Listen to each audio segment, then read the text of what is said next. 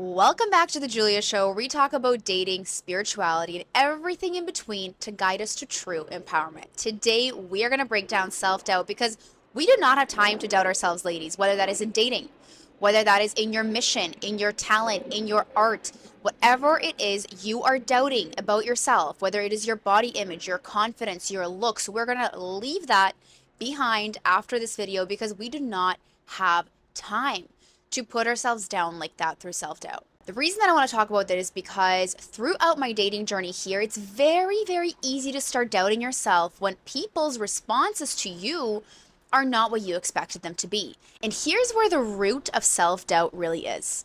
The reason that we actually doubt ourselves is because we become so focused on what other people are going to think about us. Think about a really confident person for a minute. The person that walks into the room and they maneuver everybody around them. They know how to talk to people. They have this big smile on their face. They're talkative. They're good listeners. They're great conversationalists. Everybody wants to be in their company. And you never feel any energy of self-doubt because they are masters of their presence. The reason that we experience self doubt, especially in new environments or new settings or on a date with a new person, is because we care about what people think. When we start doubting ourselves, let's say we're putting out content, let's say we're putting out our outfits, let's say we're putting out our bodies and we're trying something new, like we're, I don't know, dancing and we're putting ourselves out there, we start to experience self doubt because we look for validation from other people. And when we don't receive it, we start to question ourselves. But the reason that even happens in the first place is because we never actually had the confidence to begin with. So the root of all self-doubt is when we go outside of ourselves and we start to think, what is that person going to think of me? Have you ever thought of being so liberated and free and sensual on a date or whatever the case may be, or singing or doing something in the embodiment of it, and then when you actually do it, you feel so insecure or like tight, uncomfortable at that expression of yourself? That is because of self-doubt. So let's talk about self-doubt and how we can actually squash self-doubt so it never comes back to us. And even when it comes back to us, we can just kick it out of our life because it will always come back, especially when you are going outside of your comfort zone. But if we don't go outside of our comfort zone, we are never going to truly grow and evolve. So first things first, before we even get into the how to get over self-doubt, we need to understand one thing. You are the master of your emotional state, meaning nobody around you should have control over your emotions. Every time we get emotionally triggered, what does that mean? It means that we have given up our power to somebody outside of ourselves. Similarly, when we are doubting ourselves, it is because we are not feeling confident in embodying that thing yet. So when we do, we feel awkward and clumsy and unsure, and we seek that validation. But the thing is, the more we seek that validation, and the more it doesn't come in, the more insecure we start to feel, and we actually start to move backwards instead of forwards. So how do we move forward even when we have self-doubt?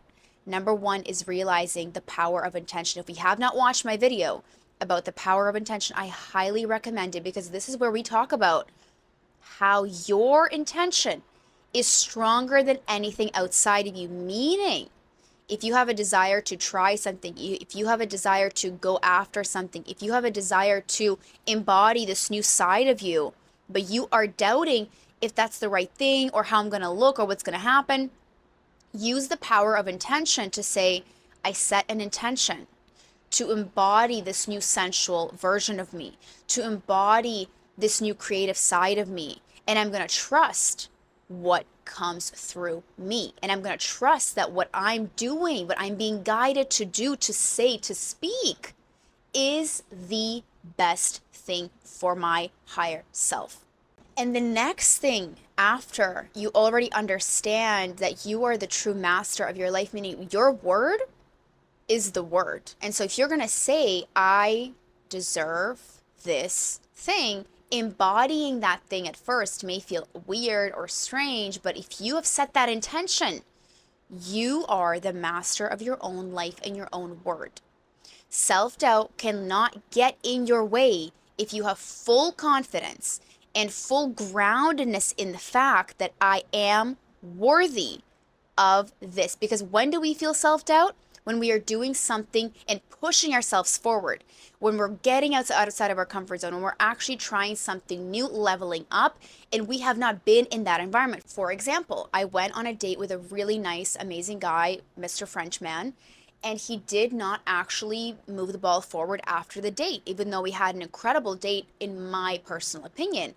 So I started doubting, like, did the connection just not really spark for him? Did I only feel the connection? Did I say something? Was I too, this? Was I too that?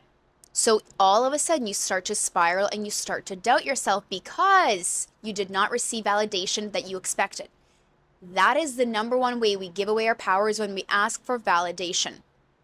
The people that win in life are the people that do not need validation from anybody except themselves, because they are the true masters and magicians of their life. If you know what kind of relationship you want to attract, but the people around you, or the dates you're going out with, are not pursuing you in the way that you want, and you're starting to doubt yourself, like, am I worthy of that? Or why isn't he doing that? Should I do something else? Should I do something more to get his attention? No.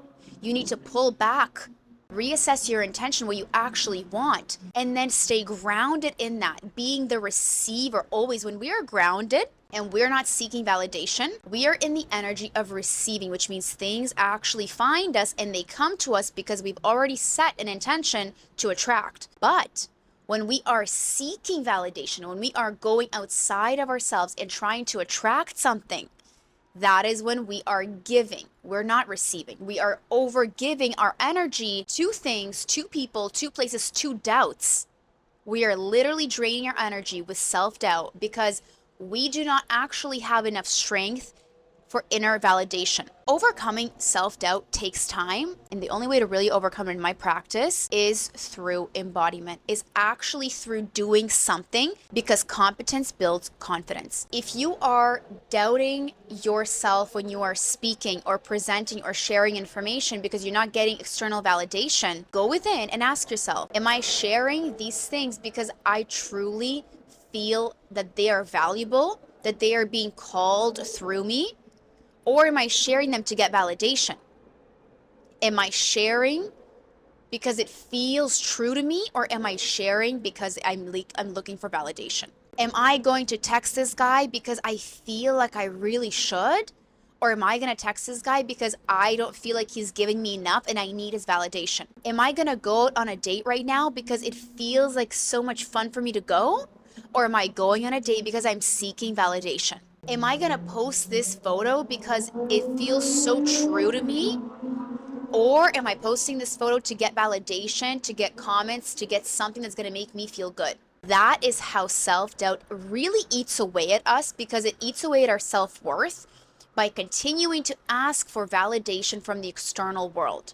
When you become the only person that truly can give yourself security and validation, that is when you win every single time. Overcoming self-doubt, it's a long-term game by practicing something over and over and over again. Meaning the more you embody, the more it's going to become natural for you to embody, to be in that state, and the less you're going to start to doubt yourself. The real key here that I want to emphasize for overcoming self-doubt is, one, acknowledging when you are doubting yourself and how it makes you feel, because you're going to want to respond by seeking validation. And if you don't get that validation, it's going to cause you to shrink versus expand.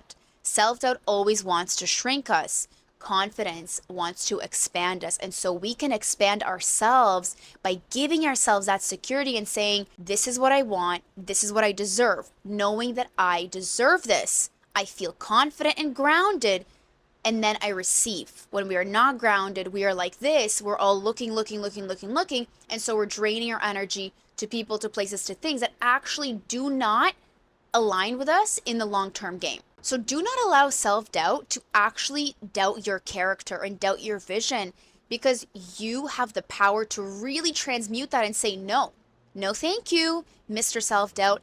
I'm actually deserving of this. I'm actually worthy of this. And I'm going to maneuver the playing field like a master and magician of my life, because I know what I want. And if you don't know what you want, you got to be really, really clear on what it is you want, because that is truly when we can attract the things that are meant for us. So the challenge for this week is to really observe, when are you doubting yourself, when does your self-doubt start to show up? Because it's definitely not when you're comfortable. It's always when you are taking a risk. And if self-doubt is coming, it means it's a good thing because now you can actually own it and overturn it and control it through the power of intention, through the power of knowing what you want, and through the power of knowing what you deserve. Let me know how you get on with this practice. Let me know, when do you feel the most self-doubt? How are you overcoming it? Is this helpful? Let me know in the comments. Don't forget to subscribe to my YouTube. Don't forget to subscribe to my TikTok. And stay tuned for more videos this week. I love you, love you, love you. Toodles!